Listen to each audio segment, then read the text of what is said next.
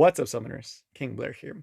Today, we're going to be talking about the current banner heroes, Flan for the Mystics, and Baiken for the Covenant side, and whether or not you should pull for them. There's a lot of information in this video, so I'm going to split it up into different sections for you to be able to skip around the video and see different topics. But the way that's going to play out is first, we'll talk about what's coming next, because that's a huge part to deciding whether or not you pull for these heroes, because there's a lot of stuff that's actually coming on both the Covenant and the Mystic banner side. So there's a lot of stuff that's actually coming on those aspects. Then we'll actually give a quick summary on the units for you to get the snippet, the shortened version of the video, what the unit does, what they kind of do, should you pull, and then we'll actually dive deeper into each of the kits. Although I will be going a little bit faster through DC and Baiken because they have not changed over the past 4 years, and I have done them every single year. So we'll breeze through the kits faster than normal, and we'll get right on with that. So without further ado, let's just jump right in. And if you like, of course, make sure you like and sub as I transition over here. And make sure you leave me a comment for what hero you're actually excited to pity for or get. Hopefully not pity, right? But without further ado, let's jump right in. So first, what's coming next? That's a big thing for this one because you have to value your bookmarks for what you can get as well as what you have right now, right? And there's a lot of stuff that's coming that you really want to keep an eye on. So first, let's talk about the Mystic banner side. I will make a more detailed video tomorrow talking about these Mystic banner heroes, as well as for this massive pick your own custom Mystic summon banner. We will go more into detail with that tomorrow or Saturday, talking about all the heroes and my recommendations for each level. But there are a lot of units coming in the future. They just released the whole thing in this big Rise update patch. Not the Rise, I think it's a Awaken patch or something. Something that they're making all the quality of life changes. One of the big ones is they gave us this list of what's getting rerun, right? The big one that I want to point though for now is going to be Mediator Cowick, because honestly, I cannot tell you to go for Flan when I know Mediator's coming next week, right? Mediator is confirmed to be one of the best units in the game for almost all content, for Inheritance, for Guild Wars, for Arena, for RTA. He's just, and even for some PvE stages, right? He's just really, really good, right? So he's a unit that you really want to try to pity for. He's just incredibly powerful, whereas Flan is more of a niche, fun, late game PvP unit, right? So it's one of those things where I would recommend pitting for Meteor Cowick, and even things like Maid Chloe would probably be much better for early game players than someone like Flan, who's going to take some time for you to actually be able to incorporate into your teams, right? So overall, there's a lot of other options. Unfortunately for Flan, she's more of a fun unit. If you like Flan's design, by all means, it's all about having fun. That's what Epic 7's about. But there are other characters that can help your game a lot more and progress, right? So if progression and getting better is something you care about, then there are better units than Flan. If you just care about having fun and going with it, then Flan, of course, she's cool. She has some cool stuff to her kit. You can, of course, pull for her, but my recommendation would be Mediator Cowick or another banner. The other one is that you legit get a custom group Mystic summon for 3 months. You should hopefully be able to build up pity in this time for you get your dream 5-star unit. So you can literally pick any 5-star unit in the game, and that MO 5-star unit could be yours, right? That's amazing. Except Lilius. I think that's the only one you can't pick is Conquer Lilius, because she wasn't released 6 months before this banner. And Lermia, right? Which is MO Sermia. So those two I don't think will be on here, but any other MO hero will be on this custom Mystic Summon banner. So you can get your dream MO 5-star, right? That is tremendously huge. And honestly, I don't think MO Flan is worth it unless you love Flan, right? Unless you really love that playstyle, that's your thing, then by all means, she could be the right one for you. But again, there's so many, and we'll discuss that greater in detail in the following future, in the video tomorrow, Saturday. Now, as far as the custom group summon banner that you see here, this is for the Covenant side of things. So for the Covenant side of things, right now we're getting 4 different limited heroes in the span of 3 weeks, right? We're getting Jacko as well as Alpha rerun next week. It's a lot of limiteds, but we're also going to be getting this custom group summon that's going to be essentially pick any 3 heroes that have been released within the past 6 months, and you will get a banner for all 3, a triple banner for those 3, as well as for their artifacts, which is an incredible opportunity for so many players. Again, that's going to be its own video for my recommendations for you guys. But again, there's a lot of things where you're going to be needing your bookmarks, right? So now let's actually talk about the summary of the units and whether or not you should pull for them. Now that you know that we're essentially getting to pick almost essentially any unit in the game that we want that's been released, that their banner was before the past 6 months, which is crazy, then we can talk about that, right? So now let's get to deciding between these units. So first, Flan. As I mentioned, Nothing against her in particular, but there are so many better Mystic options for you out there where you should be spending your bookmarks, right? Like Mediator if you don't have them, Strawson for PvE if you don't have them, Made Chloe for early game players. Like there's so many different units that are just so much better for your account than Flan. Now that said, what does Flan do? She's a high-end PvP unit that relies on bombs to do her job. For it to really work well, you kind of have to pair her up with things like Samurai Serum to really get the full usage out of her, and you have to pair with a stripper. It requires a lot of game knowledge to pick the right strippers as well as build the right teams around her. There is a chance she will get buffed in the future, like Mediator Carrick did, and she'll be broken, but as of right now, with the information that we have, she's okay, right? She's really fun, but she's not like this unit that's going to completely change the game. Again, if you like her because it's Flan and you want to have fun with her, then by all means, it's all about having fun. But if you want to progress and get better at the game, I would recommend going for something else, right? But again, it's going to come down to you. As far as Baiken and Dizzy, this one's hard because I almost like to say you want to get all limited, but there are so many other things to actually spend your bookmarks on now. So the only concern on my end for Dizzy and Baiken is going to be the fact that there's a chance that they will get a buff, right? And if they get a buff and you didn't pull for them now, then it's kind of like, well, what do I do, right? You're kind of in a bad spot because if you didn't get them and they get buffed, you're in a bad spot. What are the chances they'll get buffed? I don't know, right? So it's kind of a gamble. But as far as the units themselves, as they are right now, Dizzy is a really good Abyss unit. She's honestly a really good early game unit because she really helps carry you through early game PvE, but she falls off hard for mid to late game, right? The closer you get to late game, the worse that Dizzy becomes. I have not touched my Dizzy in ages. Again, if you like the unit, she's still a really fun unit. You can have fun with her. You can actually use her in PvP in certain situations, but for the most part, she's not in the best spot, but again, really good Abyss, really good early game, just falls off super hard when you get closer to the late game because in PvP, there's just so many other options that go around it. And in PvE, they actually started building and designing around Dizzy, right? So that part kind of sucks. On the other hand, Baiken, the only thing she has ever been used for is Banshee one-shots. And right now, there are a lot of other options for Banshee one-shots, right? So again, there's a lot of other options for Banshee one-shots. You don't have to get her. I don't think of any other situations you would use Baiken except for Banshee one-shot. And that's it, right? Like you can use her for fun in PvP, right? I know someone that actually uses her for fun in PvP and really enjoys her, right? Because they're a big Baiken fan. So you can't use her for PvP if you would like. She can work. Although it's more of a fun unit. Again, she's fun. Is she someone that I would recommend using your bookmarks right now? Maybe not, unless, of course, you may think that there's going to be a hero in the future that's going to be stronger than her. But with the summaries out of the way, let's actually jump right in. I will quickly go over Baiken and Dizzy so we can spend more time on Flan afterwards, so you can get more time with her. But overall, I would say, honestly, skip unless you're worried that there's going to be a buff down the line. There's just the fact that group banner is coming and you can pick any 3 5-star units that you want with their artifacts. You really want to get those 3 dream units versus just getting a limited unit that you may not end up even using, right? So that's why I recommend skipping, unless, of course, you're worried that because they're limited, you're never going to get them. And also the fact that we're getting Jacko next week. Jacko's much better than like Baiken. I could see her using Jacko a lot more than the others, right? So that too, right? Even Jacko coming next week, which is another limited, right? So honestly, I would most likely skip Baiken and Dizzy, unless you really like their designs. But okay, going back to that, let's go to Baiken first, because I actually have her SSS from the olden days when she actually used to be pretty good for PvP. So Baiken, she's going to be a thief. As far as base stats, she has really good attack, pretty high HP, not the greatest defense, pretty decent speed. She shares the same stats with Violet and with Celine, right? So that part, kind of nice, right? That's the stat line. Her self-imprint is going to be crit rate. As you guys know, crit rate is the best imprint in the game. You get the most value for that imprint per stat, right? So it's just really good imprint. Again, if you do happen to pull multiple copies, it's not bad. As far as the kit, you'll start seeing why she is only really a Banshee unit and can be fun for PvP. So first, the S1, nothing too crazy, just applies to bleeding effects. And if you crit, you reduce the caster skill cooldown by 1 turn. This will come into play in a second, but again, it's just kind of a simple apply 2 bleeds, right? Nothing too crazy. The S2 is going to be, again, a single target damage attack with a 80% chance, I believe. Yeah, 80% chance to apply 3 bleeding effects for 2 turns.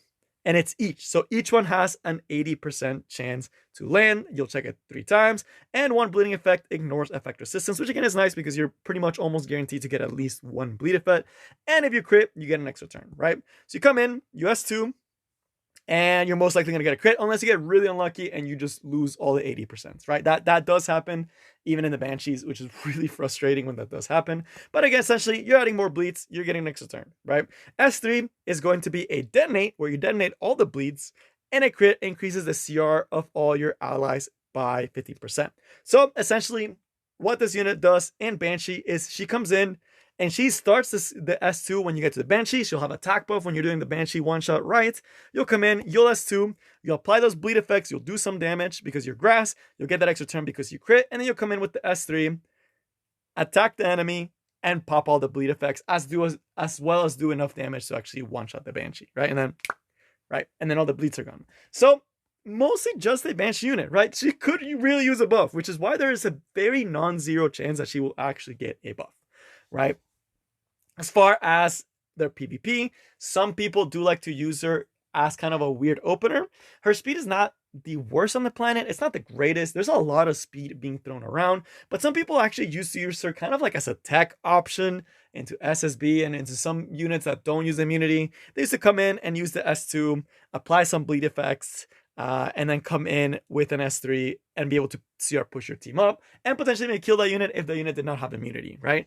So I do know like 1 or 2 people that use their Baiken religiously in PvP, in Arena, in RTA. They're not using her at the highest level, but they're using her like a champion, and they're having fun and they're getting wins, right? So again, she can be fun, but it's just honestly not worth it because there's other options for Banshee one-shots now, right? Especially a 2-star can do the Banshee one-shots, right? It's mostly Vivian that's the one that's like a little bit harder to actually get. But again, that's the Baiken. That's her. And then as far as Dizzy, it used to be one of the most broken control units in the game until Immunity and Champ C came out, and a lot of different counters to control. She was one of the ones that started the power creep of control, where their control becomes super busted and then it becomes super weak because they release some insane counters towards it. But as far as base stats, she actually has decent base stats. I mean, not the fastest on the planet, 115, decent HP, really good defense, very traditional of mages, and pretty low attack, but she does have effectiveness and AFRES. You know, not the worst stat line, pretty decent, right? As far as Imprint, I do believe she gets effectiveness. I'm sorry I didn't show it. But now, as far as the actual skills go, the first one is an AoE attack that has a 25% chance to stun. And your damage dealt increases on debuff enemies. Surprisingly, even though her attack's not that high, her damage actually was pretty good at the time, and some people used to use her to DPS way back in the day. But this skill, I mean, it's pretty annoying, right? It's kind of like Solitaria's S1 or new S2, right? It's an AoE attack that has a 25% chance to stun. What's really cool about this is that you can give her Lila Violin. If you give her Lila Violin, you're stripping every time you S1, right? That part, kind of cool, right? Nothing too crazy. It's not an extra attack, so you can use the Fairy Tale Tenebrae artifact, but it is a pretty annoying S1 to have. Counter Dizzy used to be kind of a real threat for a very long time because she would just keep debuffs off of you, or she would keep your opponent's buffs off of them, and you potentially could stun and win the game off of that. The S2 is going to be an AoE attack that extends debuff duration by 1 turn and pushes back by 50%. This skill is what makes her an incredible Abyss unit because you're extending debuffs such as poison, and you're pushing the enemy back, letting you more time to put more debuffs onto the boss. This is the main reason why she's such a good Abyss unit, is this S2, right? That is the biggest reason why she's such a good Abyss unit. I cannot deny her Abyss game is amazing, but once you clear more Abyss stages and they started designing around her kit, she does start falling off a little bit, right? And then when you get to late game, we're not really doing as much as Abyss as you used to. She really falls off because right now there is no place for PvP that she is really good, because there's just so much speed in the game and such good anti-control options that she kind of falters, right? I know people still use her as a counter Dizzy for fun, but it hurts. And of course the S3, a very, very brutal S3, if I do say so myself. It's an AoE attack that applies 3 different debuffs: decrease speed, decrease attack, and decrease hit chance, right? It's pretty nasty debuffs. Again, making her such a good Abyss unit because you're applying such disgusting debuffs that really kind of destroy the boss. Like the boss stops doing damage against you because attack break, miss, and then speed down, so you're lapping them. Really good. Does not strip. which is honestly in some cases it's better that it doesn't strip. You can't give Lila Violin for her to be able to do her thing. Usually in the past, what used to happen was counter Dissy would counter with the S1, strip with Lila Violin, and then be able to do the S3 since she's a little bit on the slower side. Or you would have a stripper come in, strip, and then use the Dissy S3. And usually at that point, you kind of just won the game because there was not a lot of really good control options, and there wasn't as good one-shot options as there are now. Can she still work in a PvP environment on a counter set? Yes. For fun, absolutely. At high level, highly unlikely, right? Some people also used to do Speed Dizzy, and I know people have been testing Speed Dizzy recently because people have been dropping immunity, right? So a lot of people have actually been testing 270 Speed Dizzies, 280 Speed Dizzies, because people have been dropping immunity, and if you do get that off, it can work, but then there's units like Qua who cleanse themselves and just one-shot you, right? So again, not in the greatest spots in the planet, and she kind of loses to immunity set, and if she's on counter build, there's a lot of damage floating around that could potentially get rid of her, as well as some really good anti-control with things like Mediator and Designer a little bit, right? Can she still be used in PvP? Absolutely. Is she still an amazing Abyss unit? Absolutely. Is she worth it? This is a little bit more on the fence. I used to always say yes. Now I would say not necessarily, right? But now that is going to bring us to none other than the newest unit, Pirate Captain Flan. So as far as her stats, she's going to have pretty overall stats overall, right? Decent attack, right? Not the greatest in the planet, but not bad either. It's pretty decent. HP and defense, not the greatest. Speed, pretty decent at 114. Crit hit chance, 15. Right? For some reason, oh yeah, for some reason I was thinking of Jacko. I'm so sorry. But yeah, not the greatest. Crit rate, not really there. Crit damage, not really there. And she does have effectiveness. So overall, pretty spread stat line. Very common of Rangers. They kind of have a little bit of everything, right? They have HP, they have defense, they have speed, they have effectiveness, they have attack. They have a little bit of everything. But that brings us to her self-imprint. And it's going to be attack, which is going to help because she's going to be using bombs, right? And bombs do damage based on the caster's attack, right? So she doesn't particularly need crit rate and crit damage because most of her damage is going to come from burns and from bombs. So the attack having self-imprint is going to be pretty nice for her to try to get a little bit more damage out. And the effectiveness is needed to actually land the debuffs. But that's going to bring us to her actual kit. DS1 looks really basic at first. It just attacks and then it's bombs and burns, right? And if you soul burn, you get an extra turn. Looks pretty decent, right? But nothing too crazy. The thing that's really interesting though is with Samurai Seria's artifact, which I know is a limited artifact. If you do put Samurai Seria's artifact on MO Flan, if you S1 and you don't crit, so right there I would not have gotten the bomb, but if you don't crit on MO Flan with Samurai Seria's artifact, you land a bomb on them, and then it instantly detonates. So you have a 70% chance when you take into consideration 15% chance for the opponent to resist that they have inherently, as well as the 15% chance you have to crit. It comes out to like 70-75% chance for you to use this S1, assuming you have a max Samurai Seria artifact, to use this S1 on the opponent, apply a bomb, and instantly pop it, which guarantees you the stun afterwards and does pretty good damage. Right, so that's kind of cool. It's a cool mechanic. I'm not gonna lie. It doesn't work on counters.